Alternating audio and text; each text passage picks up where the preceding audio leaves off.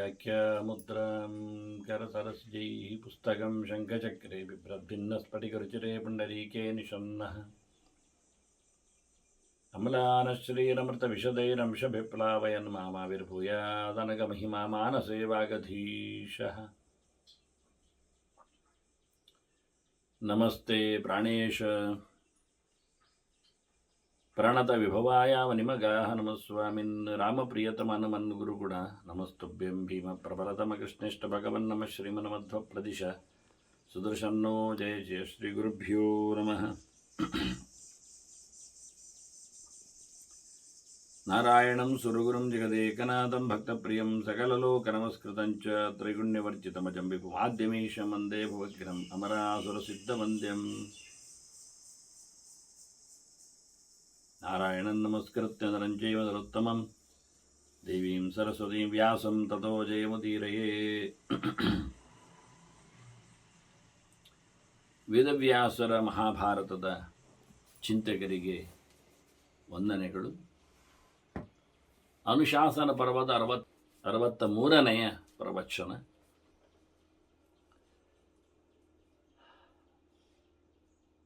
ತಂಡಿ ಋಷಿ ಚಿಂತನೆ ಮಾಡಿದ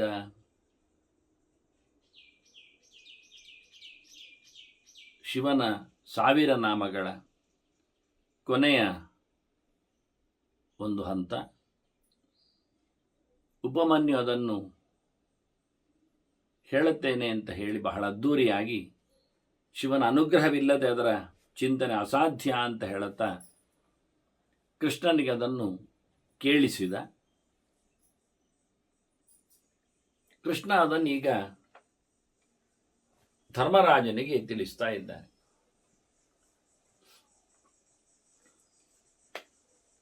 ಶಿವನ ಅನೇಕ ಮಹಿಮೆಗಳ ಬಗ್ಗೆ, ಗುಣಲಕ್ಷಣಗಳ ಬಗ್ಗೆ ಇಲ್ಲಿ ಹೆಚ್ಚು ಒತ್ತು ಇದೆ. ಚರಿತೆಯ ಚಿಂತನೆ ಬಹಳ ಕಡಿಮೆ ಇದೆ. ವಾಸ್ತವವಾಗಿ ಇಲ್ಲಿನ 1000 ನಾಮಗಳಲ್ಲಿ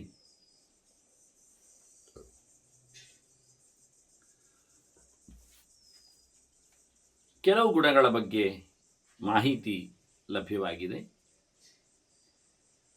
ಚರಾಚರಾತ್ಮ, ಸೂಕ್ಷ್ಮಾತ್ಮ, ಅಮೃತಃ, ಗೋವೃಷೇಶ್ವರ, ದನಗಳಿಗೆ ಮತ್ತು ಎತ್ತುಗಳಿಗೂ ಒಡೆಯನಾಗಿದ್ದಾನೆ, ಅವುಗಳನ್ನು ಪ್ರೀತಿಸುವವನಿದ್ದಾನೆ.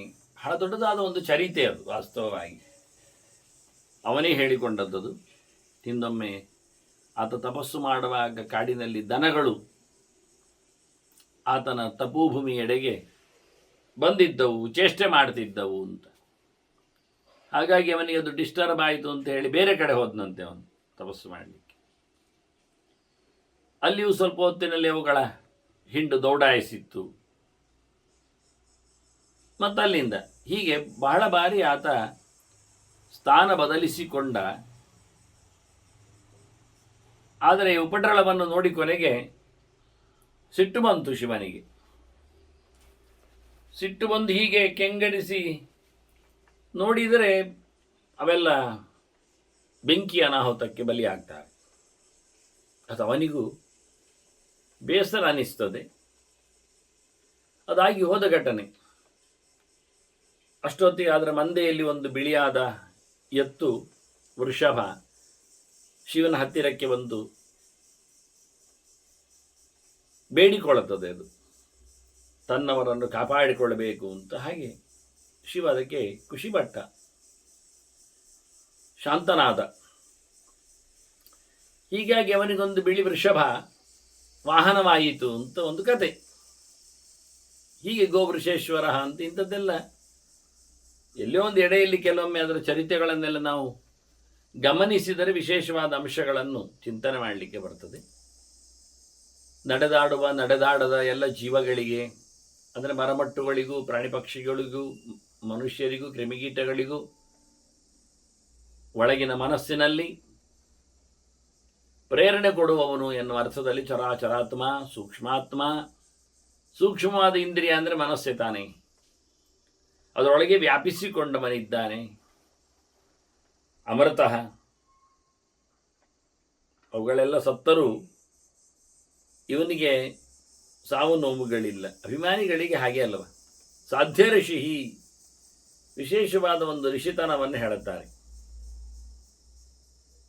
ಇವನು ಸಾಧ್ಯಾಹ ಸಂತಿ ದೇವಾಹ ಅಂತ ಹೇಳಿಕೊಂಡಾಗೆ ದೇವರ ಹತ್ತಿರದ ದೇವತೆಯಾದ್ದರಿಂದ ಅದರಲ್ಲಿಯೂ ಮನಸ್ಸಿನ ಅಭಿಮಾನಿಯಾಗಿ ಜ್ಞಾನದ ನೆಲೆಯಲ್ಲಿ ನೆಲೆಗೊಂಡದ್ರಿಂದ ಇವನು ಋಷಿಯಾಗಿದ್ದಾನೆ, ಸಾಧ್ಯ ಋಷಿ ಅನಿಸಿದ್ದಾನೆ. ವಸುಹು ಉತ್ತಮವಾದ ಸೃಷ್ಟಿ, ಸುಯತೆ ವರಾನ್ ಇತಿ ಅಂತ ಉತ್ತಮವಾದ ಸೃಷ್ಟಿಯನ್ನು ನಡೆಸುವವನಿದ್ದಾನೆ. ಆದಿತ್ಯ ಆದೋಭವ ಮೊದಲಿದ್ದ ತ್ರಿಮೂರ್ತಿಗಳ ವ್ಯವಸ್ಥೆಯಲ್ಲಿ ಹೇಳಿಕೊಂಡಾಗ ಮೊದಲು ನಾರಾಯಣ, ಮತ್ತೆ ಬ್ರಹ್ಮ, ಮತ್ತೆ ರುದ್ರನೇ. ಹಾಗಾಗಿ ಸೃಷ್ಟಿಯ ಆರಂಭದಲ್ಲಿದ್ದ ಮೂವರು ಶಕ್ತಿಗಳು. ಆದಿತ್ಯನಲ್ಲಿ ಇದ್ದಾನೆ, ಸೂರ್ಯನಲ್ಲಿ ಇರುವವನು ಆಗಿದ್ದಾನೆ, ಸೂರ್ಯನನ್ನು ಪ್ರತೀಕರನ್ನಾಗಿಸಿಕೊಂಡಿದ್ದಾನೆ. ವಿವಸ್ವಾನ್ ವಿವಸುವಾನ್ ವಿಶಿಷ್ಟವಾದ ಸಂಪತ್ತುಳ್ಳವನು. ವಿಶಿಷ್ಟವಾದ ಸಂಪತ್ತು ವೈರಾಗ್ಯವೇ, ತ್ಯಾಗದ ಭೂಮಿಗೆ. ವಿಶಾಲವಾದಂತಹ ಕರ್ಮದ ಫಲದ ನ್ಯಾಸ, ತ್ಯಾಗ, ಸನ್ಯಾಸ ಅಂಥವನಿವನು. ಮತ್ತು ಆದಿತ್ಯ ಅಂದಾಗ ಆದಿತ್ಯ ಮಕ್ಕಳಲ್ಲಿರುವವನು ಅಂತ ಅರ್ಥ ಮಾಡಿಕೊಂಡಾಗ, ವಿವಸ್ವಾನ್ ಅಂದಾಗ ಸೂರ್ಯನಲ್ಲಿದ್ದವನು ಅಂತ ಅರ್ಥ ಮಾಡಲಿಕ್ಕೆ ಆಗ್ತದೆ. ಸೂರ್ಯನನ್ನು ಪ್ರತೀಕ ಮಾಡಿಕೊಂಡವನು ಅಂತ. ಸವಿತಾ ಸೃಷ್ಟಿಕರ್ತರಿದ್ದಾನೆ. ಆದಿತ್ಯರಲ್ಲಿ ಒಬ್ಬ ಸವಿತೃ ಹೌದು, ಅವನಲ್ಲಿ ನೆಲೆಗೊಂಡಿದ್ದಾನೆ, ಅವನು ಯಜ್ಞದ ದೇವತೆ ಆಗ್ತಾನೆ. ಮೃಡ ಮೃಡ ರಕ್ಷಣೆ ಅಂತ ರಕ್ಷಿಸುವವನು, ಎಲ್ಲರನ್ನು ನೋಡಿಕೊಳ್ಳುವವನು. ವ್ಯಾಸ ಸರ್ಗ ವಿಸ್ತಾರಗೊಳಿಸುವವನು, ವಿಶಿಷ್ಟವಾಗಿದ್ದಾನೆ. ಹೊರ ಇಂದ್ರಿಯಗಳಲ್ಲಿ ಅಲ್ಲದೆ ಒಳ ಇಂದ್ರಿಯಗಳಲ್ಲಿ ಇರುವುದರಿಂದ ಅತಿ ಸೂಕ್ಷ್ಮನಾಗಿ ಇರುತ್ತಾನೆ. ಸೃಷ್ಟಿಯನ್ನು ನಡೆಸುತ್ತಾನೆ, ಸರ್ವತ್ರ ಗಮನಶೀಲನಿದ್ದಾನೆ. ಸುಸಂಕ್ಷೇಪ ವಿಸ್ತಾರಗೊಳಿಸಿದಂತೆ ಸಂಕ್ಷೇಪಗೊಳಿಸುವವನಾಗಿದ್ದಾನೆ. ವಿಸ್ತಾರವು ಸೃಷ್ಟಿಯಲ್ಲಿ ಬಂದರೆ ಸಂಕ್ಷೇಪವು ಸಂಹಾರದಲ್ಲಿ ಬರ್ತದೆ. ವಿಸ್ತರ ವಿಶಿಷ್ಟವಾದಂತಹ ವ್ಯಕ್ತಿಗಳನ್ನೆಲ್ಲ ದಾಟಿಸುವವನಿದ್ದಾನೆ. ಶಬ್ದದ ವಿಸ್ತಾರ, ಅರ್ಥದ ವಿಸ್ತಾರ ಇರುವಂತೆ ವಿಶಾಲ ಚಿಂತನೆಯಲ್ಲಿ ನೆಲೆಗೊಂಡವನು. ಪರ್ಯಯ ಸರ್ವತ್ರ ತಿರುಗುತ್ತಿರುತ್ತಾನೆ. ನಯ ನೀತಿವಂತನು.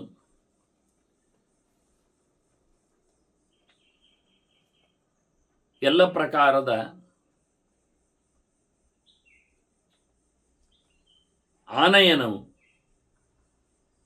ಒಂದು ದೃಷ್ಟಿಯಿಂದ ತರುವುದು, ಎಲ್ಲವನ್ನೂ ಹಿಡಿದಿಡುತ್ತಾನೆ. ಮುಖ್ಯವಾಗಿ ಜ್ಞಾನವನ್ನು ಕೊಡುವವನು. ನೀಂಜಿ ಪ್ರಾಪಣೆ ಎಂದು ಧಾತು ಮಾಡಿದರೆ ಎಂ. ಅದರಂತೆ ಋತು, ಸಂವತ್ಸರ, ಮಾಸ, ಈಗ ಕಾಲದ ಘಟ್ಟಗಳ ಹೆಸರುಗಳೆಲ್ಲ. 6 ತಿಂಗಳ ಋತುಗಳು, 2 ತಿಂಗಳ ಋತುಗಳು, 6 ಋತುಗಳು, ವಸಂತ, ಗ್ರೀಷ್ಮ, ಎಲ್ಲೆಡೆ ತುಂಬಿದವ, ಬಿಸಿಲು ತರಿಸುವವ, ವರ್ಷ ಅಭೀಷ್ಟ ವರ್ಷಣ ಮಾಡುವವ, ಸುಖವನ್ನು ತರುವವನು ಶಮ್ರಾತಿ, ಹಿಮಂತನೋತಿ ಚಳಿಯನ್ನು ಕೊಡುತ್ತಾನೆ.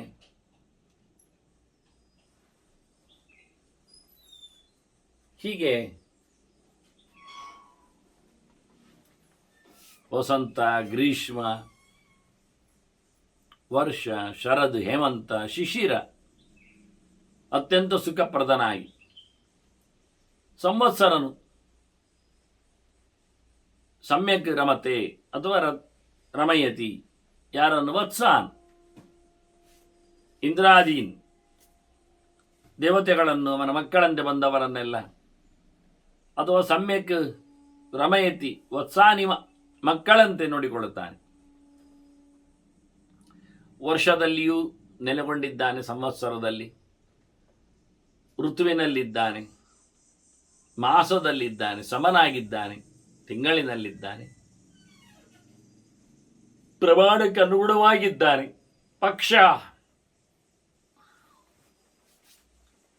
15 ದಿನದ ಶುಕ್ಲಕೃಷ್ಣ ಭೇದದಿಂದ ಕಾಲಘಟ್ಟವನ್ನು ನಡೆಸಿಕೊಡುವವನು.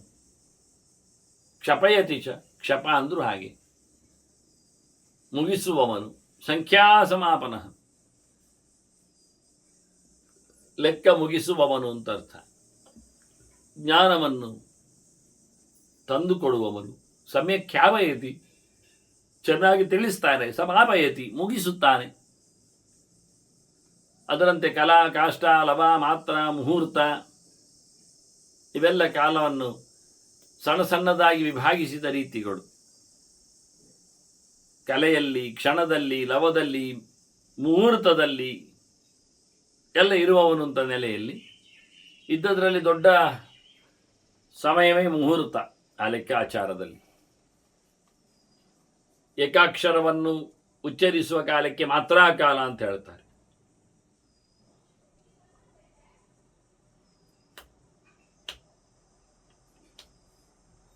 ಹೀಗೆ ಕಾಲಸ್ವರೂಪನಾಗಿ, ಕಾಲದ ಅವಯವ ರೂಪಗಳನ್ನಾಗಿ, ಆ ಕಾಲದ ಅವಯವಗಳಲ್ಲಿ, ಅಂಶಗಳಲ್ಲಿ ನಿಯಾಮಕನಾಗಿ ಇದ್ದಾನೆ ಅಂತ ರೂಪಗಳು ನಿನ್ನದು.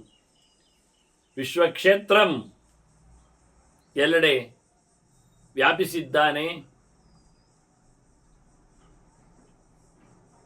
ಎಲ್ಲ ಮನಸ್ಸುಗಳಿಗೂ ಕಾರಣವಾದ ಮನೆಗಳು, ದೇಹಗಳು ಅವನ ಕರ್ಮಭೂಮಿ ಎನಿಸಿದೆ.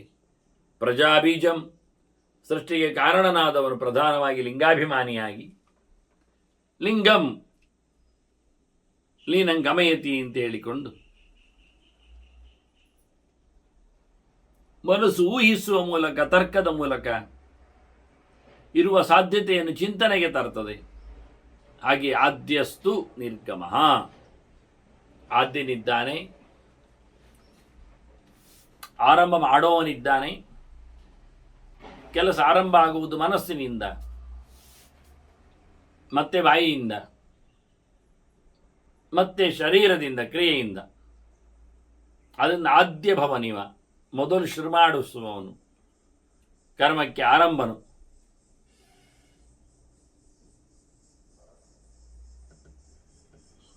ಕೊನೆಗೆ ನಿರ್ಗಮ, ಹಿಂದೆ ಬರುವವನು ಸಹ.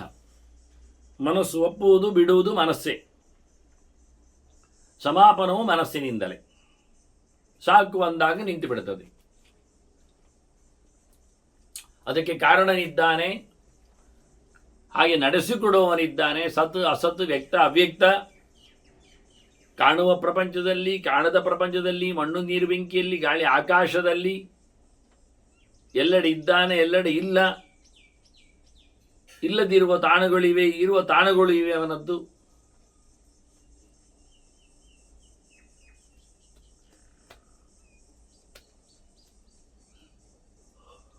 ಸಾಧಯತಿ, ಅಸಾಧಯತಿ, ಮುಗಿಸುತ್ತಾನೆ, ತಂದಿಡುತ್ತಾನೆ. ಪರಮಾತ್ಮನಿಂದಾಗಿ ಎಲ್ಲ ಕಡೆ ಇರುವ ವ್ಯವಸ್ಥೆಯನ್ನು ಮಾಡಿಕೊಂಡಿದ್ದಾನೆ. ಹಾಗೆ ಕಾಣುವವನು, ಕಾಣದವನು, ವ್ಯಕ್ತನು, ಅವ್ಯಕ್ತನು, ಅವರವರ ದೃಷ್ಟಿಯಿಂದ ಅವರವರಿಗೆ ಅನುಕೂಲವಾಗಿ ಅವರ ಯೋಗ್ಯತೆಯಂತೆ ಕಾಣುವವನು ವ್ಯಕ್ತಾವ್ಯಕ್ತನು.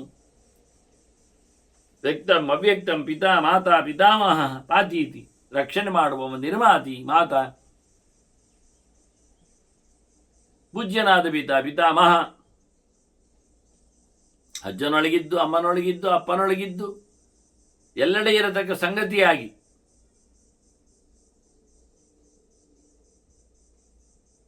ಮೆರೆಯುತ್ತಾನೆ.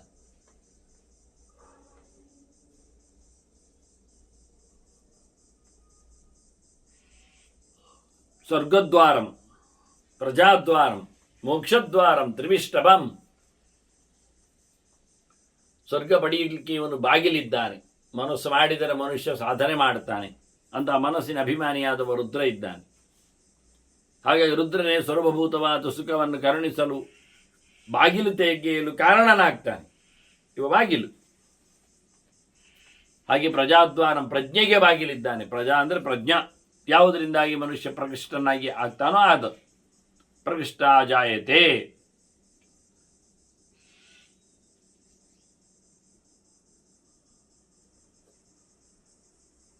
ಹಾಗೆ ಬಿಡುಗಡೆಯ ದಾರಿ.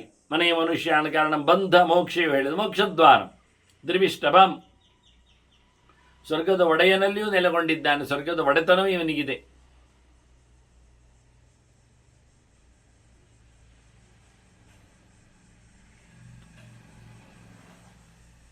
ನಿರ್ವಾಣಂ ಕ್ರಾದರಂ ಬ್ರಹ್ಮಲೋಕ ಪರಾಗತಿ, ಸರ್ವೋತ್ತಮವಾದ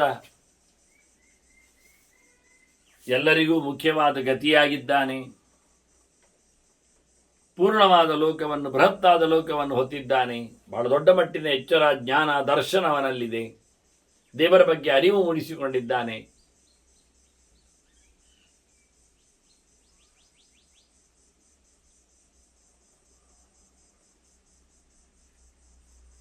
ಸಂತೋಷ ಪಡುವವನು, ಸಂತೋಷ ಪಡಿಸುವವನು. ಲಾದನ್ನಯತ್ ನಿರ್ಮಾಣ, ದೇಹವನ್ನು ಇಲ್ಲ ಮಾಡುವವನು, ದೇಹಾಭಿಮಾನಿಯಾಗಿ ಅಭಿಮಾನವನ್ನು ಕಳಚಿಕೊಡುವವನು.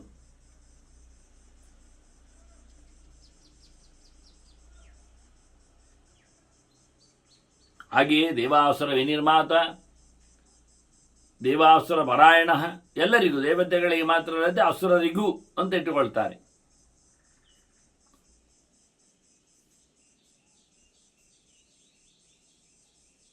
ಇಬ್ಬರಿಗೂ ಬೇಕಾದವನು ದೇವಾಸುರ ಪರಾಯಣ.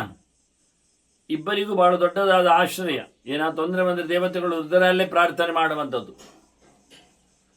ರುದ್ರಂ ಸಮಾಶ್ರಿತ ದೇವಾಹ ಅಂತ ಹೇಳಿದಾಗೆ, ಅಸುರರಂತೂ ಎಲ್ಲರೂ ರುದ್ರ ತಪಸ್ಸೆ ಮಾಡುವವರು. ಅಂದ್ರೆ ದೇವಾಸುರ ಪರಾಯಣ, ದೇವತೆಗಳಿಂದ ಅಸುರರಿಂದ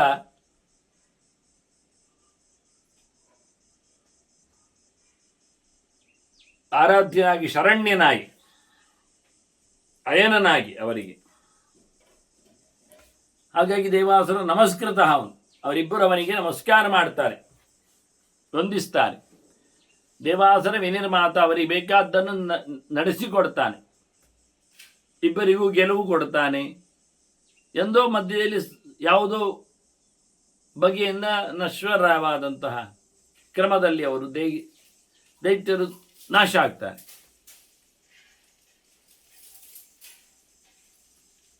ದೇವಾಸುರ ಗುರುಹು ದೇವಃ, ದೇವತೆಗಳು ಗುರುವಾಗಿದ್ದಾನೆ, ಬೃಹಸ್ಪತಿಯೊಳಗೆ ನಿಂತಿದ್ದಾನೆ. ದೈತ್ಯರು ಗುರುವಾದ ಶುಕ್ರಾಚಾರ್ಯ ನಿಂತಿದ್ದಾನೆ. ಸ್ವಯಂ ತಾನು ಸಹ ಇಬ್ಬರಿಗೂ ಗುರುಗಳಾಗಿದ್ದಾನೆ. ದೇವಾಸುರ ಮಹಾಮಾತ್ರ,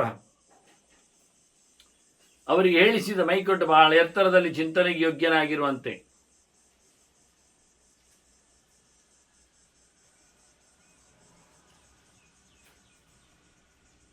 ಅದರಂತೆ ದೇವಾಸುರ ಗಣಾಶ್ರಯ, ದೇವತೆಗಳ ಗಣನ, ಅಸುರಗಳ ಗಣನ, ಅದಕ್ಕೆ ಆಸರ ಇದ್ದಾನೆ. ದೇವಾಸುರ ಗಣಾಧ್ಯಕ್ಷ, ಒಡೆಯ ಇದ್ದಾನೆ. ದೇವಾಸುರ ಗಣಾಗ್ರಣಿ, ಅವರ ಗಣಗಳಲ್ಲಿ ಮುಂಚೂಣಿಯಲ್ಲಿದ್ದಾನೆ. ಅಲ್ಲಿದ್ರಲ್ಲಿ ಕೇಳಿದರೆ ಬಾಣಾಸುರನಲ್ಲಿದ್ದಾಗೆ.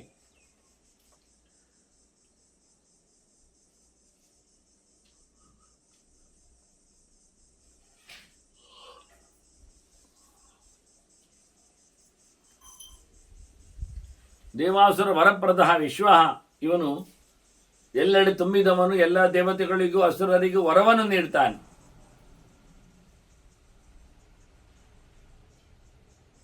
ಕೆಲವೊಮ್ಮೆ ಕೊಟ್ಟಿರತಕ್ಕ ವರವನ್ನು ಖಂಡಿಸುವವನವನೇ. ಪೂರಂ ವರಂ ಜತಿ ಅಂತ, ಖಂಡಯತಿ ಅಂತ ವರಪ್ರದ. ಮತ್ತು ದೇವಾಸುರೇಶ್ವರ ದೇವ ವಿಶ್ವ, ದೇವಾಸುರರಿಗೆ ಅತ್ಯಂತ ಹೆಚ್ಚಿನ ಶಕ್ತಿಯನ್ನು ಕೊಟ್ಟವನು ಪ್ರಭು ಆಗಿದ್ದಾನೆ, ದೊರೆ ಆಗಿದ್ದಾನೆ. ದೇವಾಸುರ ಮಹೇಶ್ವರನಿದ್ದಾನೆ.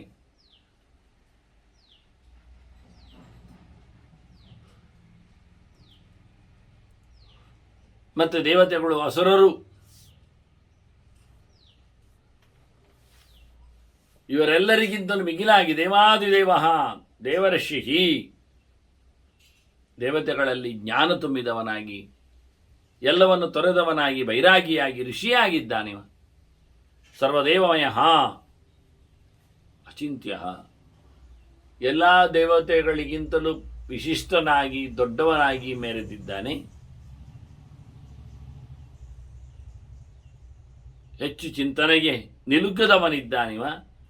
ದೇವತಾತ್ಮ ಆತ್ಮಸಂಭವ, ಎಲ್ಲ ದೇವತೆಗಳ ಅಂತರ್ಯಾಮಿಯಾಗಿ ಅವರ ಮನಸ್ಸಿನ ಲೀಡರಾಗಿ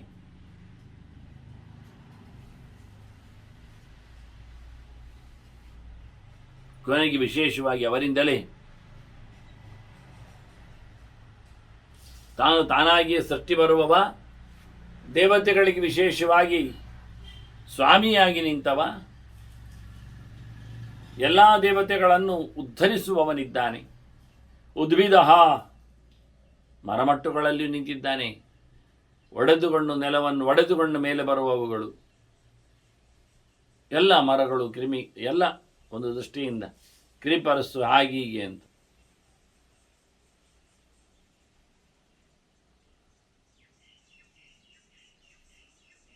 ತ್ರಿಕ್ರಮ,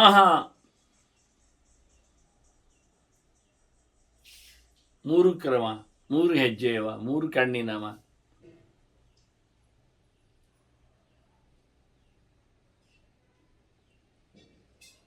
ಅದುವೇ ಮುಖ್ಯವಾದಂತಹ ಮೂರು ತತ್ವಗಳು, ಮೂರು ಆಯಾಮಗಳು ಅಕ್ಷರಗಳಲ್ಲಿಯೂ.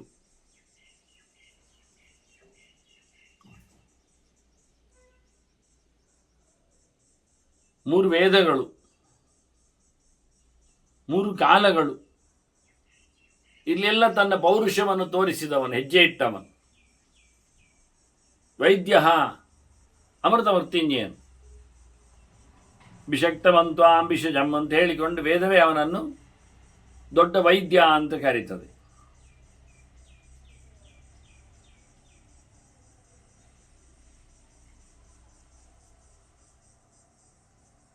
ಹೀಗೆ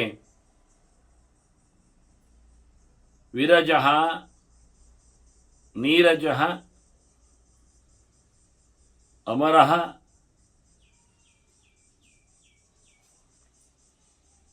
ಮರಣರಹಿತನು, ರೋಗರಹಿತನು, ಕಳಂಕರಹಿತನು, ತಪ್ಪುರಹಿತನು, ಯಾವುದೇ ಪ್ರಕಾರವಾದಂತಹ ರಾಗಾದಿಗಳಿಂದ ಬದ್ಧನಾಗದಿರುವವನು. ಈಡ್ಯ, ಎಲ್ಲರಿಂದಲೂ ಸ್ತುತ್ಯನು, ಪ್ರಾರ್ಥನೆಗೆ ಯೋಗ್ಯನು. ಹಸ್ತೀಶ್ವರ, ಆನೆಯ ಒಡೆಯ, ಇಟ್ಟುಕೊಂಡು ಎಲ್ಲ ಪ್ರಾಣಿಗಳಿಗೂ ಬೇಕಾದ. ಒಂದು ಸರ್ತಿ ಗಜ ಅಸುರ ಬಂದದ್ರಿಂದ ಹಾಗಾಗಿ ಅದನ್ನು ಪ್ರಧಾನವಾಗಿ ಇಟ್ಟುಕೊಂಡು ಗಜಾಜಿನದ ಅಂಬರವುಳ್ಳವನನ್ನಾಗಿಸಿಕೊಳ್ಳಲಿಕ್ಕೆ ಈಗ ಇಲ್ಲಿ ಆನೆಯ ಒಡೆಯ ಅಂತ ಹೇಳಿದ್ದು. ಹಸ್ತೇಶ್ವರ, ವ್ಯಾಘ್ರಹ, ಆನೆ ಮಾತ್ರಲ್ಲ ಹುಲಿಯಾಗಿದ್ದಾನೆ. ಹಾಗೆ ಶಾರ್ದೂಲ ಲಿಂಗವಾಗಿದೆ ಅಂಥದ್ದು ಒಂದೆರಡು ಕಡೆ. ಅದು ಭೀಮಸೇನಲ್ಲಿ ಯುದ್ಧ ಮಾಡಿ ಸೋಲ್ತಾ ಆತ ವನವಾಸದಲ್ಲಿದ್ದಾಗ ಲಿಂಗದೊಳಗೆ ಪ್ರವೇಶ ಮಾಡಿಬಿಟ್ಟಿದ್ದಾನೆ. ಮತ್ತಲ್ಲಿ ಯಾರು ಬರಬಾರದು ಅಂತ ಹೇಳಿಬಿಡುತ್ತಾನೆ. ಹೀಗೆ ರಾಜಸೂಯತೆ ಕಪ್ಪ ತರುವಾಗಲೂ ಹಾಗೆ.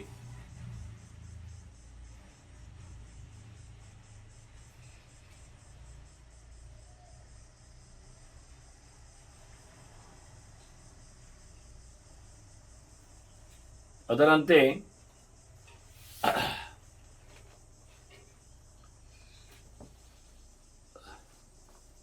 ನರರ್ಷಭನಿದ್ದಾನೆ, ದೇವಸಿಂಹನು ಇದ್ದಾನೆ. ದೇವತೆಗಳನ್ನು ಹಿಂಸಿಸುವ, ದೇವತೆಗಳಿಗೂ ಯಾವುದೇ ಪ್ರಕಾರದಲ್ಲಿಯೂ ಹೆದರಿಕೆ ಇಲ್ಲದ ಸ್ವರೂಪವುಳ್ಳವನಾಗಿ, ಮರ್ಷಣೆ ಧಾತ್ವರ್ಥದಲ್ಲಿ, ಇನಸ್ಥಿತಿ ಅರ್ಥದಲ್ಲಿ ಅಂತ ಅದ್ಭುತವಾದಂತಹ ಪುರುಷ ಸಿಂಹ ಇದ್ದಾಗಿ ದೇವಸಿಂಹ ಯಾರು ಕೇಳಿದರೆ ಅದು ಶಿವ. ಮತ್ತು ಪುರುಷರಲ್ಲಿಯೂ ನರರ್ಷಭ, ಪುರುಷರಲ್ಲಿ ಉತ್ತಮನೇ. ಋಷಭ ಶಬ್ದ, ಸಿಂಹ ಶಬ್ದ, ಶಾರ್ದೂಲ ಶಬ್ದ ಎಲ್ಲ, ವ್ಯಾಘ್ರ ಶಬ್ದ ಎಲ್ಲ ದೊಡ್ಡದು ಹೇಳ್ತದೆ ಅಂತ ಸಂಸ್ಕೃತದಲ್ಲಿ ಕ್ರಮ. ಪುರುಷ ವ್ಯಾಘ್ರ, ಪುರುಷ ಶಾರ್ದೂಲ, ಉತ್ತಿಷ್ಟ ನರಶಾರ್ದೂಲ. ಹುಲಿ ಏಳು ಅಂತ ಹೇಳುವುದಲ್ಲ, ಮನುಷ್ಯರಲ್ಲಿ ಹುಲಿಯಂತೆ ಶ್ರೇಷ್ಠನಾಗಿ ನಿಂತವನಿ ಅನ್ನುವ ಅರ್ಥದಲ್ಲಿ. ಅದರಂತೆ ವಿಭುಧ ಅಗ್ರಚರ ಸೂಕ್ಷ್ಮ, ಒಳ್ಳೆ ವಿಷ್ಣುವಿನ ಮೇಲಿನ ಎಚ್ಚರವುಳ್ಳವನು ವಿಭುಧ.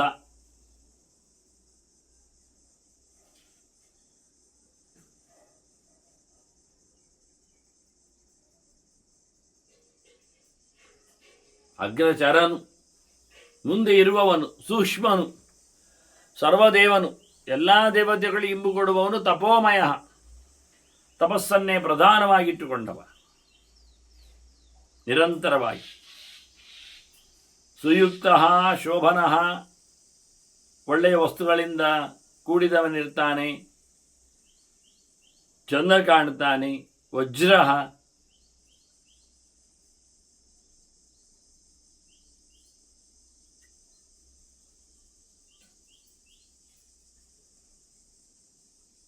ಲೋಹಗಳಂತೆ ಧಾತುಗಳಂತೆ ಶುದ್ಧನಾಗಿರುವವನು ಎನ್ನುವ ಅರ್ಥದಲ್ಲಿ ಪ್ರತ್ಯೇಕವಾಗಿದ್ದಾನೆ, ಗಟ್ಟಿಮುಟ್ಟಿದ್ದಾನೆ. ಈಶಾನಃ ಪ್ರಭವ ಅವ್ಯಯ, ಸಮರ್ಥನು, ಸ್ವಲ್ಪ ಸುಖವನ್ನು ಕೊಡುವವನು. ಈಶತ್ಸಂ ಆನೇತ್, ಹಾಗೆ ಉತ್ತಮವಾದಂತಹ ಅವತಾರವುಳ್ಳವನು, ಪರಮಾತ್ಮನಿಂದಾಗಿ ಉತ್ತಮವಾದ ಅವತಾರದಲ್ಲಿ ತನ್ನನ್ನು ತೊಡಗಿಸಿಕೊಂಡವನು, ಯಾವುದೇ ಪ್ರಕಾರವಾದ ವಿಕಾರಗಳಿಗೆ ಒಳಗಾಗದವನಿದ್ದಾನೆ. ಗುಹ, ಶಾಸ್ತ್ರದ ಗುಹೆಯಲ್ಲಿ, ದೇಹದ ಗುಹೆಯಲ್ಲಿ, ಮನಸ್ಸಿನಲ್ಲಿ ಇರುವವನು.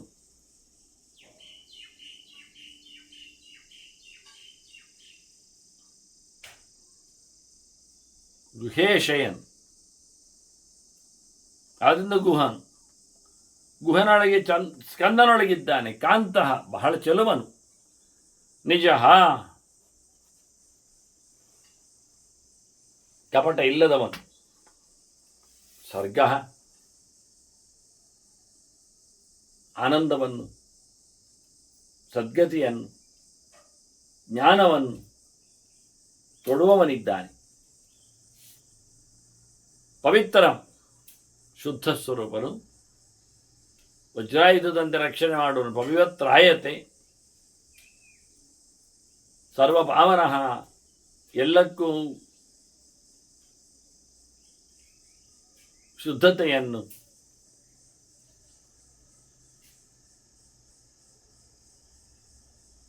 ತಂದುಕೊಡುವವನು.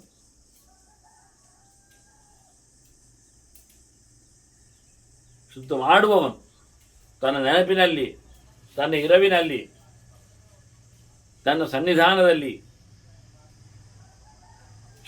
ಶೃಂಗಪ್ರಿಯ ಬಭ್ರೂ, ಕಾಮನೆಗಳನ್ನು ಹೊತ್ತವನು, ಆ ಬಣ್ಣದಲ್ಲಿ ನೆಲೆಗೊಂಡವನು. ಬಬ್ರು ಬಣ್ಣದಲ್ಲಿ, ಮುಂಗುರಿಗಳಲ್ಲೆಲ್ಲ ಇದ್ದಾನೆ, ಎಲ್ಲವನ್ನು ಹೊತ್ತವನಿದ್ದಾನೆ. ಬಿಭರ್ತಿ, ಹಾಗೆ ಶೃಂಗಪ್ರಿಯ, ಕೊಂಬುಳ್ಳವನ ಒಳಗಿದ್ದಾನೆ, ಕೊಂಬುವನಿಗೆ ಇಷ್ಟ. ಅಭಿಷೇಕಕ್ಕಾಗಿ ವೃಷಭದ ಕೊಂಬು,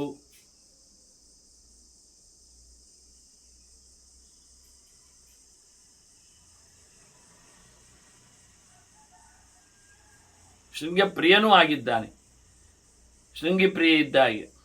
ಹಾಗಾಗಿ ಅವನ ಅಭಿಷೇಕದಲ್ಲಿ ಎತ್ತಿನ ಕೊಂಬನ್ನು ಬಳಸ್ತಾರೆ. ರಾಜರಾಜ ನಿರಾಮಯ, ಯಾವುದೇ ಪ್ರಕಾರವಾದ ರೋಗ ಇಲ್ಲದವ, ಎಲ್ಲ ರಾಜರಿಗಿಂತ ಮಿಗಿಲಾಗಿ ರಾಜಾದರಾಜನಾಗಿದ್ದಾನೆ. ರಾಜರನ್ನು ಸಂತೋಷಗೊಳಿಸುವವನಿದ್ದಾನೆ.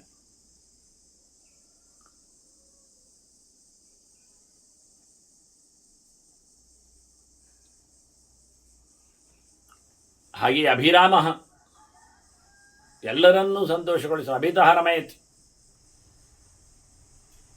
ಸುರಗಣ, ಸುರರಿಗೆ ಒಳಗಿದ್ದುಕೊಂಡು ಆನಂದವನ್ನು ಕೊಡುವವನಿದ್ದಾನೆ. ವಿರಾಮ, ವಿಷ್ಣುವಿನಿಂದಾಗಿ ರಾಮಮಂತ್ರ ವಿಶಿಷ್ಟನಾಗಿದ್ದಾನೆ. ವಿರಾಮ, ಷಡಕ್ಷರ ರಾಮಮಂತ್ರವನ್ನು ತನ್ನ ದುಷ್ಟ ಗ್ರಂಥಗಳ ರಚನೆಯ ಪ್ರಾಯಶ್ಚಿತ್ತವಾಗಿ ದೇವರಿಂದ ಪಡೆದು ನಿರಂತರ ಚಿಂತನೆ ಮಾಡುವವ. ಇಂತಹ ಕೆಲವು ಶಿವನ ಚಿಂತನೆಗಳನ್ನು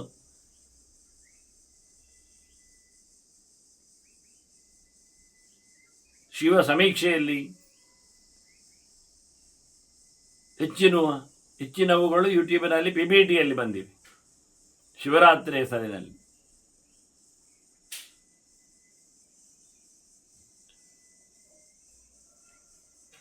ಹೀಗೆ ಸರ್ವ ಸಾಧನ, ಎಲ್ಲ ಸಾಧನೆಗಳಲ್ಲಿಯೂ ನೆಲೆಗೊಂಡು ಎಲ್ಲವನ್ನು ನಡೆಸಿಕೊಡುವವನಾಗಿ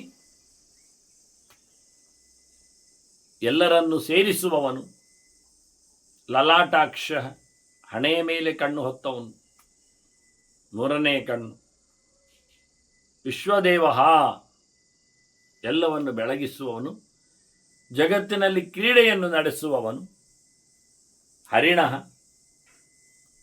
ಮೃಗ ಹಿಡಿದಿದ್ದಾನೆ ಯಜ್ಞರೂಪದಲ್ಲಿ, ಯಜ್ಞರೂಪವನ್ನು ತಾನು ಮೃಗಗಳಿಗೆಲ್ಲ ಅತ್ತನಿದ್ದಾನೆ ಕಾಡಿನಲ್ಲಿ, ಆ ರೂಪದಲ್ಲಿ ನೆಲೆಗೊಳ್ಳುತ್ತಾನೆ.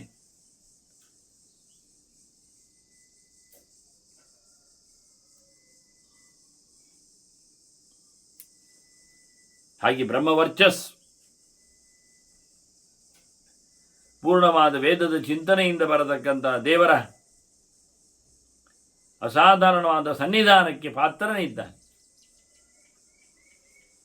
ವೇದ ಚಿಂತನೆ ಮೂಲಕ ಚತುರ್ಮುಖನಿಂದಲೂ ವಿಶೇಷವಾಗಿ ಅಭಿನಂದನೀಯನಾಗ್ತಾನೆ.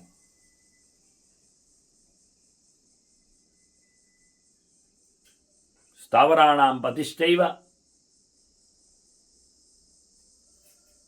ಎರಡು ಪ್ರಕಾರದಿಂದ ಕೆಲವು ಋಷಿಗಳು ಸ್ಥಾವರದಂತೆ ತಪಸ್ಸು ಮಾಡೋದುಂಟು. ನಿಂತುಕೊಂಡೇ ಊರ್ಧ್ವ ಹಸ್ತರಾಗಿ, ಊರ್ಧ್ವ ದೃಷ್ಟಿಯುಳ್ಳವರಾಗಿ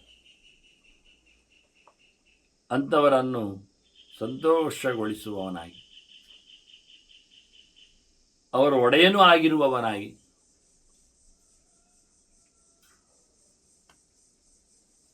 ಮತ್ತೆ ನಿಯಮೇಂದ್ರಿಯ ವರ್ಧನ, ನಿಯಮಗಳನ್ನು ಬೆಳೆಸ್ತಾನೆ, ಇಂದ್ರಿಯಗಳನ್ನು ಬೆಳೆಸ್ತಾನೆ, ಇಂದ್ರಿಯಗಳಿಂದಾಗಿ ನಿಯಮಗಳಿಗೆ ಬೆಲೆ.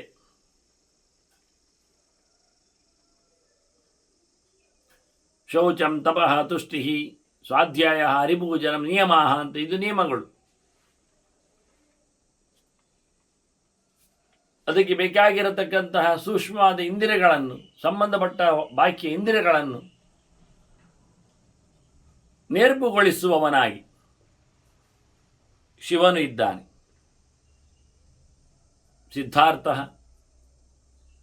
ಸಿದ್ಧಾರ್ಥವನ್ನು ಸಾಸುವೆಗೂ ಬಳಸ್ತಾರೆ ಶಬ್ದ. ಅದು ನಮಗೆ ಪದಾರ್ಥವನ್ನು ಸಿದ್ಧ ಮಾಡಿಕೊಡ್ತದೆ ಅಂತ, ಒಗ್ಗರಣೆ ಹಾಕಲಿಕ್ಕೆ ಬೇಕಲ್ಲ ಹಾಗೆ. ಅರ್ಥವನ್ನು ಸಿದ್ಧಗೊಳಿಸುವವನು, ಸಾಸುವೆ ಅಂತ ಸಣ್ಣ ಪದಾರ್ಥಗಳಲ್ಲಿ ನೆಲೆಗೊಂಡವನು, ಅತಿ ಸೂಕ್ಷ್ಮವಾದ ಅರ್ಥಕ್ಕೆ ಬೆಲೆ ಯಾದವನು ಮನಸ್ಸಿನ ಮೂಲಕ. ಹಾಗಾಗಿ ಸಿದ್ಧ ಭೂತಾರ್ಥ, ಮೊದಲೇ ಅರ್ಥ ನಿಂತಿದೆ.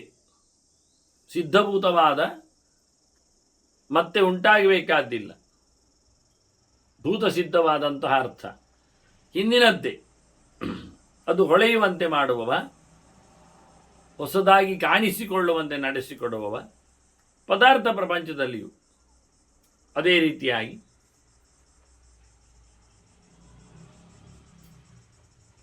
ಅಚಿಂತ್ಯ,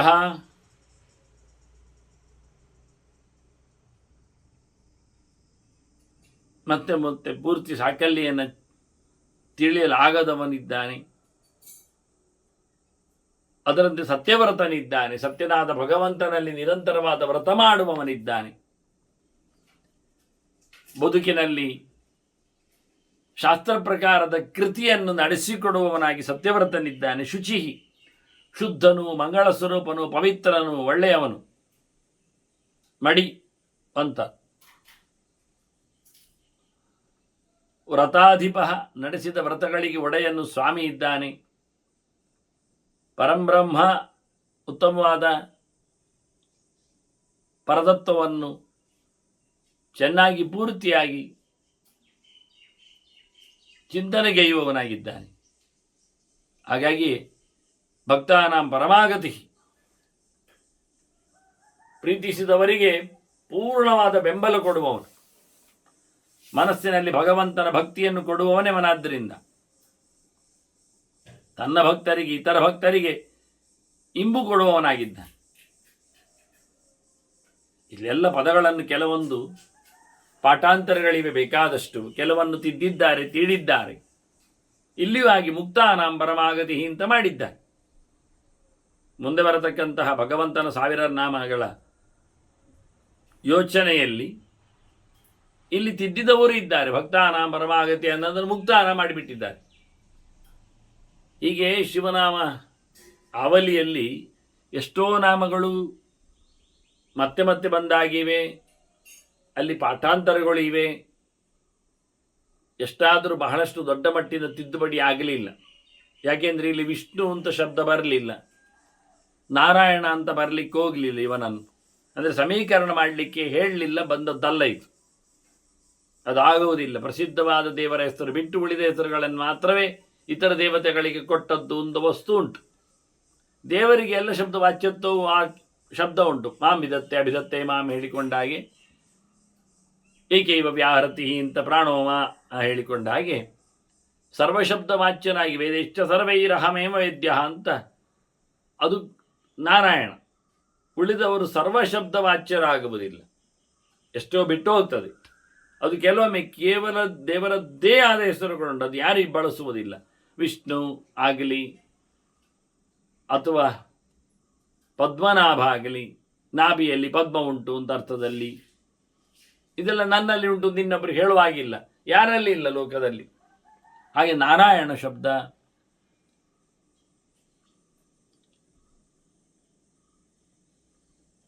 ಇದೆಲ್ಲ ಅಸಾಧಾರಣ ನಾಮಗಳು ದೇವರದ್ದು. ಇಲ್ಲಿ ಬರಲಿಲ್ಲ. ಶಿವನ 1000 ನಾಮಗಳ ಪಟ್ಟಿಯಲ್ಲಿ ನಾರಾಯಣ ಶಬ್ದ ಬರಲಿಲ್ಲ. ಅದೇ ವಿಷ್ಣುವಿನ 1000 ನಾಮ ಪಟ್ಟಿಯಲ್ಲಿ ಸರ್ವಃ, ಶರ್ವಃ, ಶಿವಃ, ಸ್ಥಾಣು ಎಲ್ಲ ಬಂದಿದೆ. ರವಿ, ವಿಲೋಚನ, ಸೂರ್ಯ, ಸ್ಕಂದ, ಸ್ಕಂದಧರ, ಉಪೇಂದ್ರ, ವಾಮನ ಎಲ್ಲ. ಅತೀಂದ್ರ, ವರುಣೋ ವಾರುಣೋ ವೃಕ್ಷ, ಉದಭೋಕ್ತ ಸುಗದಃ, ಯಮಃ, ನಿಯಮೋ ಯಮಃ, ವಾಯುರಧೋಕ್ಷಜಃ, ಈಶಾನಃ. ಇವೆಲ್ಲ ಅಧಿಕೃತವಾದಂತಹ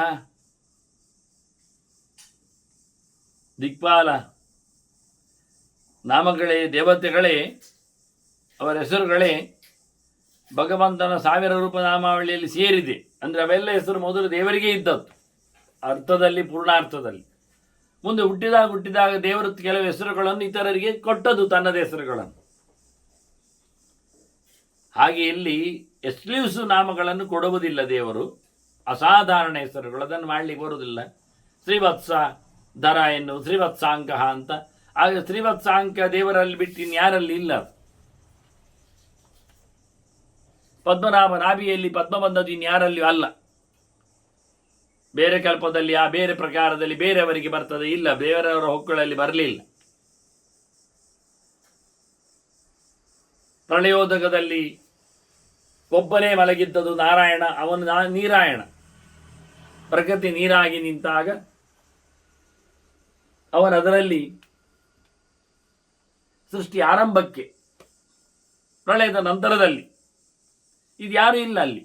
ನಾ ಸದಾಸೀತ್ ನೋ ಸದಾಸೀತ್ ಹೇಳುತ್ತಾ ಆತ್ಮವಾಯುಧಮಗ್ರ ಆಸೀತ್ ನೈವಾನ್ಯ ಕಿಂಚನ ಮಿಷಾತ್ ವಾಸುದೇವೋ ಇದಮಗ್ರ ಆಸೀತ್ ನ ಬ್ರಹ್ಮಾನೇ ಶಾನಃ ನಾರಾಯಣೋ ಇದಮಗ್ರ ಆಸೀತ್ ನ ಬ್ರಹ್ಮಾನ ಚ ಶಂಕರಃ ಆತ್ಮವಿದಗ್ರ ಏವ ಆಸೀತ್ ನ ಬ್ರಹ್ಮಾನೇ ಶಾನಃ ಅಂತ ಹೇಳಿಕೊಂಡು ಉಳಿದವರು ಯಾರು ಇರಲಿಲ್ಲ ಏನೋ ವಾಕ್ಯ ಹೇಳ್ತಾ ಅವನೊಬ್ಬ ಇದ್ದ ಅಂತ ವಾಕ್ಯವನ್ನು 2 ಸ್ಪಷ್ಟ ಹೇಳುವ ಮೂಲಕ ಒಬ್ಬನೇ ಅಲ್ಲ ಅಂತ ಅರ್ಥ ಆಗ್ತದೆ. ಈಗ ನಾರಾಯಣ ಒಬ್ಬನೇ ಇದ್ದ ಹೇಳಿದ ತಕ್ಷಣ ಹೌದ್ರಿ, ನಾರಾಯಣನೇ ಒಬ್ಬ ಇದ್ದದ್ದು ಸರಿ. ಯಾಕೆ ಶಿವನೇ ನಾರಾಯಣ, ಬ್ರಹ್ಮನೇ ನಾರಾಯಣ, ಇಂದ್ರನೇ ನಾರಾಯಣ, ಒಬ್ಬನೇ ಇದ್ದ, ಮತ್ತೆಲ್ಲ ಅದಲ್ಲ ಹೇಳುವಾಗ ಹೇಗೆ ಹೇಳ್ತಾರೆ? ನಾರಾಯಣ ಇದಮಗ್ರಾಸಿ ನ ಬ್ರಹ್ಮ ನೇ ಶಾನಃ, ಬ್ರಹ್ಮ ಇರಲಿಲ್ಲ, ಈ ಶಾನ ಇರಲಿಲ್ಲ. ಇರಲಿಲ್ಲ ಅಂದ್ರೆ ಏನರ್ಥ? ಅವನೆಲ್ಲ ಅಂತ ಅರ್ಥ ಇದೆ ಇಲ್ವಾ? ಇಲ್ಲದ್ರಿಲ್ಲ ಹೇಳಬೇಕಾ? ನೇಂದ್ರಾಗಿ ಸೂರ್ಯವರ್ಣ ಎಲ್ಲ ಹೇಳ್ತಾರೆ ಕೂತ್ಕೊಂಡು, ಪ್ರತಿಯೊಬ್ಬರನ್ನು ಗುರುತಿಸ್ತಾರೆ. ಯಾಕೆ? ಅದು ಹಾಗೆ ಹೇಳಿದ್ದಲ್ಲ, ಸ್ಟೇಟ್ಮೆಂಟ್ ಹೀಗೆ ಹೇಳಿದ್ದದು, ಈಗಿದ್ದ ಹಾಗೆ ಹೇಳಿದ್ದು ತಿಳಿಸ್ಲಿಕ್ಕೆ. ಈಗ ಶಾಲೆಗೆ 10 ಜನ ವಿದ್ಯಾರ್ಥಿಗಳು ಬಂದಿರ್ತಾರೆ, ಮತ್ಸ್ಯ, ಕೂರ್ಮ, ವರಾಹ, ನರಸಿಂಹ ಎಲ್ಲ. ಇವತ್ತು ಬರಲಿಲ್ಲ. ಇವತ್ತು ಒಬ್ಬ ಮಾತ್ರ ನರಸಿಂಹ ಮಾತ್ರ ಬಂದಿದ್ದಾನೆ. ಹೇಳ್ತೇವೆ ನಾವು ನರಸಿಂಹಮೂರ್ತಿ ಮಾತ್ರ ಇವತ್ತಿದ್ದಾನೆ, ಮತ್ಸ್ಯಮೂರ್ತಿ ಇಲ್ಲ, ವರಾಹ ಮೂರ್ತಿ ಇಲ್ಲ, ವಾಮನ ಮೂರ್ತಿ ಇಲ್ಲ, ಕೃಷ್ಣ ಮೂರ್ತಿ ಇಲ್ಲ ಹೇಳ್ತೇವೆ. ಹಾಗೇನು ಒಂದೇನು ಅರ್ಥ, ಅವನು ಬರಲಿಲ್ಲ ಅಂತ ಅರ್ಥ ಆಯ್ತಾ ಇಲ್ವ, ನಿನ್ನೆ ಬಂದಿದ್ದಾನೆ ಅಂತ ಅರ್ಥ ಆಯ್ತಾ ಇಲ್ವ? ಹಾಗೆ ಸೃಷ್ಟಿಯ ಆರಂಭದಲ್ಲಿ ಯಾರೂ ಇರಲಿಲ್ಲ, ಸೃಷ್ಟಿಯ ನಂತರದಲ್ಲಿ ಎಲ್ಲರೂ ಬಂದಿದ್ದಾರೆ ಹೇಳಿದ ಹಾಗೆ ಹೆಸರು ಹೇಳಿದ್ದರಿಂದ ಸ್ಪಷ್ಟವಾಗಿ. ಹಾಗಾಗಿ ಇಲ್ಲಿ ಎಷ್ಟೆಲ್ಲ ಹೆಸರುಗಳನ್ನು ಬದಲಿಸಿದ್ರೂ ಕೆಲವೆಲ್ಲ ರಹಸ್ಯ ಹಾಗೆ ಉಳಿದಿದೆ, ಚಿಂತನೆ ಮಾಡಲಿಕ್ಕೆ ಬಹಳಷ್ಟು ಅಂಶಗಳಿವೆ. ಆದರೆ ಸುಮ್ಮನೆ ಒಂದು ಹೆಸರಿನಲ್ಲಿ ಬದಲಾವಣೆ ಮಾಡಿಕೊಂಡಿದ್ದರ ಒಂದು ದೌಡು ತೋರಿಸಿಕೊಟ್ಟೆ ಅಷ್ಟೆ. ಹಾಗೆ ಶಿವನು ವಿಮುಕ್ತ, ವಿಷ್ಣುವಿನಿಂದಾಗಿ ಮುಕ್ತನಾಗ್ತಾನೆ. ವಿನಾಮುಕ್ತ ಮುಕ್ತ ತೇಜಾಶ್ಚ, ಮುಕ್ತರಿಗೆ ಬೆಳಕನ್ನು ಕೊಡುವವನಿದ್ದಾನೆ. ಶ್ರೀಮಾನ್, ಮಹಾಲಕ್ಷ್ಮಿ ವಿಶೇಷವಾದ ಅನುಗ್ರಹವುಳ್ಳವನು. ಶ್ರೀವರ್ಧನ, ರಮೆಯಿಂದ ಬೆಳಗಿದವನು. ಶ್ರೀಯಾವರ್ಧನ, ಹಾಗೆ ಭಾರತಿಯಿಂದ ಜ್ಞಾನವನ್ನು ಪಡೆದವನು. ಶ್ರೀ ಅಂದರೆ ಭಾರತಿ ಹೌದು. ಶಮ್ ಅಂದರೆ ಶತಾನಂದನಾದ ವಾಯು ಬ್ರಹ್ಮ, ಅವನನ್ನು ಆಧರಿಸಿ ನಿಂತವಳು ಅಂತೇಳಿ, ಆಶ್ರಯಿಸಿದವಳು ಹೇಳಿ ಶ್ರೀ ಅಂತೇಳಿ ಭಾರತಿಗೂ ಹೆಸರು. ಅಂತಹ ಶಿವನು ಜಗತ್ ಆಗಿದ್ದಾನೆ. ಅವನು ಎಲ್ಲೆಡೆ ಸಂಚರಿಸುವವನಾಗಿದ್ದಾನೆ. ಗಚ್ಚತಿ, ಅವನು ಜನರಿಗೆ ಜ್ಞಾನವನ್ನು ಕೊಡುವ, ಎಚ್ಚರವನ್ನು ಕೊಡುವ ಮನಸ್ಸಿನ ಅಧಿದೇವತೆಯಾಗಿ ಬಂದಿದ್ದಾನೆ ಅನ್ನುವ ಚಿಂತನೆಯನ್ನು ನಾವು ಗಮನಿಸಿದರೆ ಶಿವನ 1008 ನಾಮಗಳನ್ನು ಕೇಳಿದಾಗ ಆಗ್ತದೆ. ಬಹಳ ಅದ್ಧೂರಿಯಾದ ಚಿಂತನೆಯನ್ನು ಕೊಟ್ಟ ಉಪಮನ್ಯು ಕೃಷ್ಣನಿಗೆ ಹೇಳುತ್ತಾನೆ, ನಾನು ಯಥಾ ಪ್ರಧಾನಂ ಭಗವಾನ್ ಇತಿ ಭಕ್ತ್ಯ ಸ್ತುತೋಮಯ. ನಾನು ಕ್ರಮ ಪ್ರಕಾರವಾಗಿ ಅವನ ಹೆಗ್ಗಳಿಕೆಯನ್ನು ಹೇಳಿದ್ದೇನೆ. ಯಥಾ ಪ್ರಧಾನ, ಎಷ್ಟರ ಮಟ್ಟಿಗೆ ಅವನ ಎತ್ತರನೋ ಅಷ್ಟರ ಮಟ್ಟಿಗೆ ನಾನು ಅವನನ್ನು ಭಕ್ತಿಯಿಂದ ಸ್ತುತಿಸಿದ್ದೇನೆ. ಎನ್ನ ಬ್ರಹ್ಮಾದೇವ ದೇವಾವಿದುಹು ತತ್ವೇನ, ಬ್ರಹ್ಮನಿಂದ ಆರಂಭಗೊಂಡಿರತಕ್ಕ ಸನಕಾದಿಗಳು, ಬ್ರಹ್ಮಾದಿಗಳು ಅಂದರೆ ಸನಕಾದಿಗಳು, ಬ್ರಹ್ಮ ಆದಿಯೇ ಶ್ಯಾಮ್ ಅಂತ. ಸನಕಾದಿಗಳು ಚೆನ್ನಾಗಿ ತಿಳಿದಿಲ್ಲ, ಋಷಿಗಳು ಚೆನ್ನಾಗಿ ತಿಳಿದಿಲ್ಲ. ತತ್ವೇನ ನ ಋಷಯ, ಯಥಾರ್ಥವಾಗಿ ತಿಳಿದಿಲ್ಲ. ಸ್ತೋತವ್ಯಂ ಅರ್ಚ್ಯಂ ವಂದ್ಯಂಚ ಕಹ ತೋಷ್ಯತಿ ಜಗತ್ಪತಿ. ಸ್ತೋತ್ರಕ್ಕೆ ಯೋಗ್ಯನಾಗಿದ್ದಾನೆ, ಪೂಜೆಗೆ ಸರಿ ಇದ್ದಾನೆ, ನಮಸ್ಕಾರಕ್ಕೆ ಪಾತ್ರನಿದ್ದಾನೆ ಅಂಥವನನ್ನು ಯಾರು ತಾನೇ ನಡೆಸಿಕೊಡುವುದಿಲ್ಲ, ಸಂತೋಷಗೊಳಿಸುವುದಿಲ್ಲ. ಜಗದೊಡೆಯನನ್ನು ನಾವು ಪ್ರೀತಿಸಬೇಕು. ಭಕ್ತಿಂತೇವಂ ಪುರಸ್ಕೃತ್ಯ ಮಯ ಯಜ್ಞವತಿರ್ವಿಭು. ನಾನು ಮತ್ತೆ ಗೊತ್ತುಂಡು ಅಂತ ಹೇಳಿದ್ದಲ್ಲ, ಭಕ್ತಿಯನ್ನು ಪ್ರೀತಿಯನ್ನು ಇಟ್ಟುಕೊಂಡೇ ಅವನ ಎಚ್ಚರವನ್ನು ಸಂಪಾದನೆ ಮಾಡಿ ಅವನ ಮೇಲಿನ ಮಮತೆಯಿಂದ ನಾನು ಹೇಳಿದೆ. ಎಲ್ಲ ಪೂಜೆ ಪುನಸ್ಕಾರಗಳಿಗೆ ಒಡೆಯನಾದ ಶಿವನು ಹೀಗೆ ನನ್ನಿಂದ ಅವನ ಅನುಗ್ರಹ ಪಡೆದೇ, ಅವನ ಅನುಜ್ಞೆ ಪಡೆದೇ ಆಡಿದ್ದು ನಾನು. ತಥೋಪ್ಯನುಜ್ಞಾಂ ಸಂಪ್ರಾಪ್ಯ ಸ್ತುತಃ ಮತಿಮತಾಂಬರ. ಮನೋಭಿಮಾನಿಯಾದವನು ನನ್ನ ಮನಸ್ಸಿಗೆ ಬಂದು ಅವನು ಅನುಜ್ಞೆ ಮಾಡಬೇಕು, ಅವನೇ ನನ್ನ ಮನಸ್ಸಿನಂತೆ ಹೇಳಿಸಬೇಕು.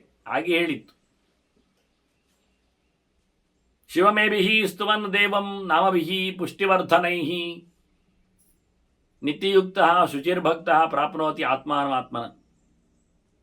ಸುಗಂಧಿಂ ಪುಷ್ಟಿವರ್ಧನಂ ಹೇಳಿ ಅತ್ಯಂತ ಪುಷ್ಟವಾದ ಮಾತುಗಳಿಂದ ಯಾರು ಶಿವನನ್ನು ಈ ನಾಮದ ರಾಶಿಗಳಿಂದ ಚಿಂತನೆ ಮಾಡ್ತಾನೋ ಅವನು ಒಳ್ಳೆ ಶುಚಿಯಾಗಿ, ಭಕ್ತನಾಗಿ, ಮನಸ್ಸು ಕೊಟ್ಟು ಅರ್ಥಚಿಂತನೆ ನಡೆಸ್ತಾ ಯಾರು ನಡೆಸಿಕೊಡ್ತಾನೋ ಅವನು ಮನಸ್ಸಿನಲ್ಲಿ ದೇವರನ್ನು ಪಡಿತಾನೆ. ಅವನು ಶಿವನನ್ನು ಕಾಣ್ತಾನೆ. ಏತತ್ತಿ ಪರಮಂ ಬ್ರಹ್ಮ ಸ್ವಯಂ ಗೀತಂ ಸ್ವಯಂಭುವ. ಇದನ್ನು ಬ್ರಹ್ಮದೇವನೇ ಹಾಡಿದ್ದಲ್ವಾ? ಋಷೇಶ್ಚೈವ ದೈವಾಶ್ಚ ಸ್ತುವಂತಿ ಏತೇನ ತತ್ಪದಂ. ದೇವತೆಗಳೆಲ್ಲ, ಋಷಿಗಳೆಲ್ಲ ಅದನ್ನು ಕೇಳಿ ಇವನನ್ನು ಚಿಂತನೆ ಮಾಡಿದ್ದಾರೆ. ಸ್ತೂಯಮಾನೋ ಮಹಾದೇವ ದುಷ್ಯತೆ ನಿಯತಾತ್ಮವಿ, ಮನಸ್ಸು ಕೊಟ್ಟು ಶಿವನನ್ನು ಸ್ತೋತ್ರ ಮಾಡುತ್ತಾರೆ ಎಲ್ಲರೂ. ಶಿವನು ಭಕ್ತಾನುಕಂಪಿ ಇದ್ದಾನೆ, ಭಕ್ತರ ಮೇಲಿನ ಪ್ರೀತಿಯನ್ನು ತೋರಿಸುವವನಿದ್ದಾನೆ. ಭಗವಾನ್ ಆತ್ಮಸಂಸ್ಥಾಕರೋ ವಿಭು, ಯಾರು ಚಿಂತನೆ ಮಾಡ್ತಾರವರನ್ನು ತನ್ನೆಡೆಗೆ ಕರೆದುಕೊಳ್ಳುತ್ತಾನೆ, ತನ್ನಲ್ಲಿ ಸ್ಥಾನವನ್ನು ಕೊಡುತ್ತಾನೆ. ಇಂತಹ ಶಿವನು ಮನುಷ್ಯರಲ್ಲಿಯೂ ಹಾಡಲು ಯೋಗ್ಯನಾಗ್ತಾನೆ. ತಥೈವಚ ಮನುಷ್ಯೇಷು, ಯೇ ಮನುಷ್ಯಾ ಪ್ರಧಾನತಃ, ಚೆನ್ನಾಗಿ ಲೆಕ್ಕಾಚಾರ ಮಾಡಿಕೊಂಡು ಪ್ರಾಧಾನ್ಯಕ್ಕನುಗುಣವಾಗಿ ಮನುಷ್ಯರಲ್ಲಿ ಯಾರಾದರೂ ಹಾಡಿದರೆ, ಸ್ತುತಿಸಿದರೆ, ಚಿಂತನೆ ನಡೆಸಿದರೆ ಅವರ ಆಸ್ತಿಕರಾಗಿ ಶ್ರದ್ಧದಾನರಾಗಿ, ಆಸ್ತಿಕಾ ಶ್ರದ್ಧದಾನಶ್ಚ, ಶ್ರದ್ಧೆ ಉಳ್ಳವರಾಗಿ ಬಹುಬಿಹಿ ಜನ್ಮಬಿಹಿ ಸ್ತವೈ, ಬಹಳ ಜನ್ಮಗಳು ಬೇಕು ಅವನ ಸ್ತೋತ್ರ ಮಾಡಲಿಕ್ಕೆ, ಎಲ್ಲ ಒಮ್ಮೆಲೆ ಆಗುವುದಿಲ್ಲ. ಅಂತಹ ಪ್ರಯತ್ನದಿಂದ ಯಾರಾದರೂ ಮಾಡಿದರೆ ಭಕ್ತಿಯ ಬಹಳ ಪ್ರೀತಿಯಿಂದ ಅವನ ಚಿಂತನೆ ಮಾಡಿದವರು ಪರಂ ದೇವಂ, ಹೇಗೆ ಮನಸ ಕರ್ಮಣ ವಾಚ, ಕೇವಲ ಮಾತಿನಿಂದ ಮಾತ್ರ ಅಲ್ಲ, ಮನಸ್ಸಿನಿಂದಲೂ ಅರ್ಚನೆಯನ್ನು ನಡೆಸುವ ಮೂಲಕ ದೇವರನ್ನು ವಿಶೇಷವಾಗಿ ಭಕ್ತ್ಯಾಹಿ ಅಭ್ಯರ್ಚಿತಂ ಪರಂ ದೇವಂ, ಸುಂದರವಾಗಿ ದೇವರನ್ನು ಆರಾಧನೆ ಮಾಡಿದ ಅಂತಾದರೆ ಅದು ಭಕ್ತಿಪೂರ್ವಕವಾಗಿ ಭಾವೇನ ಶುದ್ಧ ಭಾವದಿಂದ ಅಮಿತ ತೇಜಸಃ. ಈ ಮನುಷ್ಯರು ಚಿಂತೆಯಂತಹ ಪುನಃ ಪುನಃ ಎಲ್ಲಿ ಹೋದಲ್ಲಿ ಬಂದಲ್ಲಿ ನಿಂತಲ್ಲಿ ಎದ್ದಲ್ಲಿ ಮಲಗಿದಲ್ಲಿ ಎಲ್ಲ ಹೇಳಿಕೊಂಡಾಗೆ ಶಯಾನಾಹ ಉಪದಿಷ್ಟಂತಹ ಅಂಥವರು ಚಿಂತನೆ ಮಾಡಿದರೆ, ಮಾಡುವುದು ಮಾತ್ರ ಅಲ್ಲ ಮಾಡಿಸಿದರು ಶೃಣ್ವಂತಹ ಶ್ರಾವಯಂತಶ್ಚ ಕಥೆಯಂತಶ್ಚತೆ ಭವಂ, ಶಿವನ ಬಗ್ಗೆ ಹೇಳತಾ ಕೇಳತಾ ತಾವು ತಿಳಿಸ್ತಾ ಇದ್ದಾಗ ಸ್ತುವಂತಹ ಸ್ತೂಯಮಾನಾಶ್ಚ, ಇನ್ನೊಬ್ಬರಿಂದ ಹಾಡಿಸುವವರಾಗಿ, ತಿಳಿಸುವವರಾಗಿ, ಹೇಳಿಸುವವರಾಗಿ ಇದ್ದರೆ ಆ ಮನುಷ್ಯರು ತುಷ್ಯಂತಿ ಚ ರಮಂತಿ ಚ, ಸಂತೋಷದಲ್ಲಿರ್ತಾರೆ, ಆನಂದವನ್ನು ಪಡ್ತಾರೆ. ಈ ರೀತಿಯಾಗಿ ಮನುಷ್ಯರ ಮತ್ತು ಇನ್ನಷ್ಟು ಕೆಲವು ಸಾಧನೆಗಳ ಬಗ್ಗೆ ಅವನು ಹೇಳುತ್ತಾ ಸ್ತೋತ್ರದ ಕೆಲವು ಮುಂದಿನ ಚಿಂತನೆಗಳನ್ನು, ಉಳಿದವರ ಚಿಂತನೆಗಳನ್ನು ತಿಳಿಸಿಕೊಡುತ್ತಾನೆ. ಹೀಗೆ ಕೃಷ್ಣ ಧರ್ಮರಾಜನಿಗೆ ಶಿವಚಿಂತನೆಯನ್ನು ತಿಳಿಸಿಕೊಟ್ಟ. ಅದನ್ನು ನಾವು ಯಥಾಸ್ಥಿತವಾಗಿ ಕೇಳಿದ್ದೇವೆ. ವಂದನೆಗಳೊಂದಿಗೆ ಮುಂದಿನ ಚಿಂತನೆಗೆ ನಾರಾಯಣ ನಾರಾಯಣ ನಾರಾಯಣ.